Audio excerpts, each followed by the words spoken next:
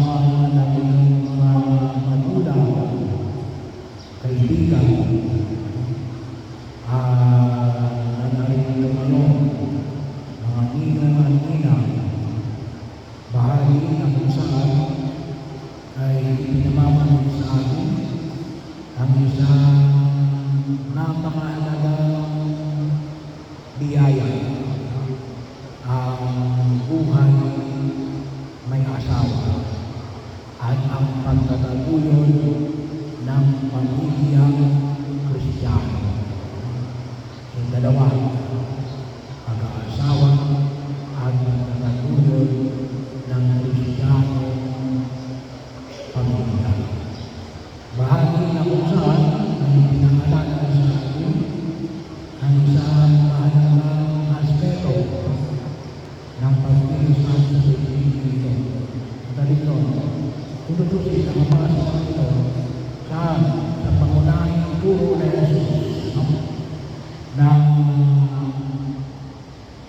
mag-ibigan kayo. Kasi nakapanay sa ulos. Kailangan ito yung partikular. Nanais yung pangkasama. Very intimate.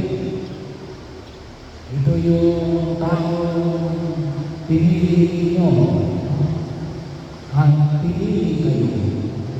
Kasi may mga tao pinili na ninyo, hindi naman kayo na pinili. At pinili ninyo pareho na nais na pumasok sa buhay may asawa.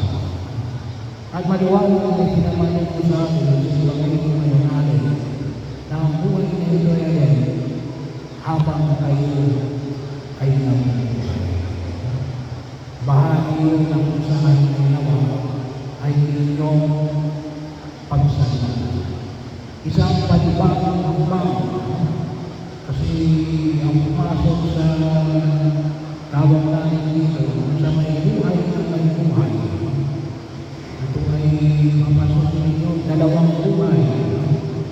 Kung dusin silang dalawang buhay, ito ay pagkasama ng dalawang pamilya.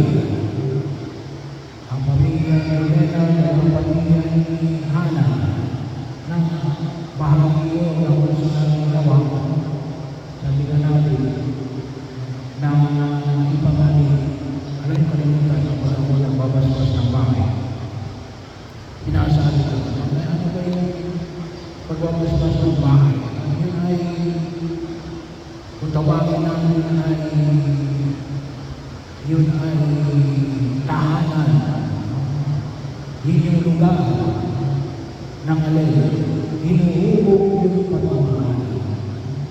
Kaya yung pagmamahal ni Leonard at ang pagmamahal ni Ana ay nanggaling sa kanilang mga magulang. Inuubog sa bawat tahanan. Nanaisin mo ngayong alin, ibahagi sa bawat isa. Kaya yung tutusin, yan ay tinatawag natin na pagtuluto ng dalawang pamilya na naisin yung pagmamahal at hinihiling ninyo sa harapan ng Diyos. Sabi ng intense dream, form. Wala pa ng Korea.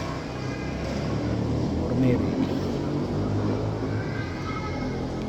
So bahagi yun na kung saan ay nawa ay higit nating pakinabangan yung biyaya ng buhay may asawa at sa pagtataguyod ng pagmamahalan. At nawa makatulad tayo sa pagmamahal ni Jesus na naghandog ng kanyang sarili para sa kanyang minamahal. So nawa ay lumago, yung inyong pag-asama ay lalago sa pag-ibig na yan na kung saan ay makita po natin. Pangalawa, bahagi yun na kung saan ay huwag natin kalimutan na nawa mahubog din tayo sa pagkilos ng alin ng tayo ay lalong lumalim sa pagpapasensya, ano? Kasi kapag kayo nagmamahal, ano, mas hahaba yung pagpapasensya ninyo, ano? Kasi pagkakataon na kung saan ay nawa ay kayo ay higit na pagpalain ng poong may kapal, no? Sapagkat sabi nga natin ay nanggaling kayo sa magkaiba't ibang background, magkaiba kayo ng ugali, ano? Hindi lamang ng kasarian, may iba't iba kayong pag-iisip, may iba-iba kayong pangarap at nais ninyong pag-isahin, pagsamahin, ano? At nawa, ano, ay yun ay nangangailangan ng mahabang pagpapasensya at pagtitiis na kung tutuusin ay dito huhubugin ang uri ng inyong pag-ibig, ano? At ito yung idalangin natin sa harapan ng poong may kapal na nawa, ano, sa tulong ng mga magulang, mga ninong at ninang na maging gabay sa inyong buhay may asawa, ano? Huwag kayong mahiyang humingi ng tulong sa inyong mga magulang, ninong at ninang na tugunan ang mga problema na hinaharap ninyo sa inyong buhay may asawa at sa pagtataguyod ng inyong pamilyang Kristiyano, ano? At ito yung higit nating idulog sa harapan ng poong may kapal.